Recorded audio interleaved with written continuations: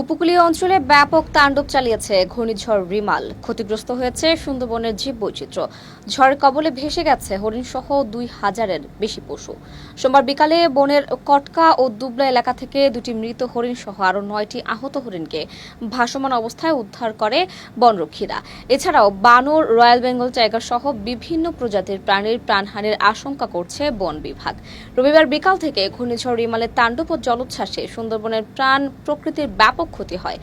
গাছপালার ক্ষয়ক্ষতির পাশাপাশি বন বিভাগের বিভিন্ন বন অফিস সহ টহল বোট, টিনের চালা, জানালা, দরজা, সোলার প্যানেল ও অবকাঠামোর ব্যাপক ক্ষতি হয়। টানা ১৪ ঘন্টার তাণ্ডবে সুন্দরবনের অভ্যন্তরে মিঠা পানির পুকুরগুলো জলোচ্ছ্বাসে লোনা পানিতে তলিয়ে গেছে। সুন্দরবনের ৮০টি মিঠা পানির উৎস পুকুরে ৮ থেকে ১০ ফুট উচ্চতার জলোচ্ছ্বাসে লোনা পানিতে তলিয়ে যাওয়ায় বনকর্মীদের পাশাপাশি বাঘ, হরিণ সহ অন্যান্য বন্য প্রাণীরাও সুপেয় পানির সংকটে পড়েছে। পানির স্থায়িত্ব বন্যপ্রাণীর জন্য বড় ক্ষতির কারণ হতে পারে বলে আশঙ্কা করছে বন বিভাগ। জলোচ্ছ্বাসের কবলে পড়ে কটকা অভয়ারণ্যে অফিস ঘাটের জেটি ও পুকুর বঙ্গোপসাগর গর্ভে বিলীন হয়ে গেছে। দুবলা, কটকা, কচিখালী, বগিসহ বিভিন্ন বন অফিস সহ ২৫টি টহল ফাঁড়ির রান্নাঘর সহ অবকাঠামোর টিনের চালা উড়িয়ে নিয়ে গেছে। ঝড়ে ক্ষতিগ্রস্ত হয়েছে পূর্ব সুন্দরবনের করমজল বন্যপ্রাণী প্রজনন ও পর্যটন কেন্দ্রের নানা অবকাঠামো। রিমালের তাণ্ডবে এখানকার পর্যটক চলাচলের কাঠের পোল ক্ষতিগ্রস্ত হয়েছে, ভেঙেছে অসংখ্য গাছপালা।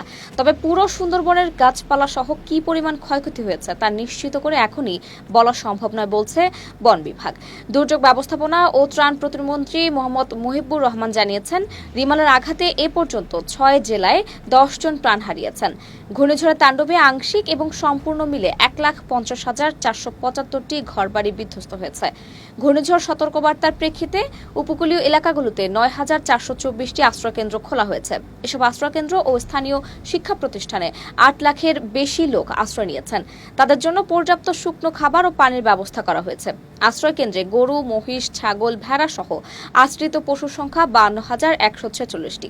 এদিকে টানা ১৪ ঘন্টার তাণ্ডবে একেবারে হতভাগ উপকূলবাসী। এর আগে ৭০ ঘূর্ণিঝড় থেকে সিডর আইলা কিংবা নার্গিস কোনো ঝড়েই এমনটা ঘটেনি। টানা ১২ থেকে ১৪ ঘন্টা তাণ্ডব চালায়নি কোনো ঘূর্ণিঝড়। কিন্তু রিমাল একটানা ১৪ ঘন্টা তাণ্ডব চালিয়েছে দেশের উপকূলীয় এলাকা জুড়ে। এমনকি সমুদ্র উপকূল থেকে প্রায় ১১২ কিলোমিটার দূরে অবস্থিত বিভাগীয় শহর বরিশাল অতিক্রম করতেও ঝড়টি সময় নিয়েছে প্রায় ১৩ ঘন্টা। আর এই সময়ে বাতাসের গতিবেগ ছিল ঘন্টায় ৯০ কিলোমিটার। দমকা ও ঝোড়ো হাওয়ায় যা বেড়ে দাঁড়াচ্ছিল ১২০ কিলোমিটার পর্যন্ত।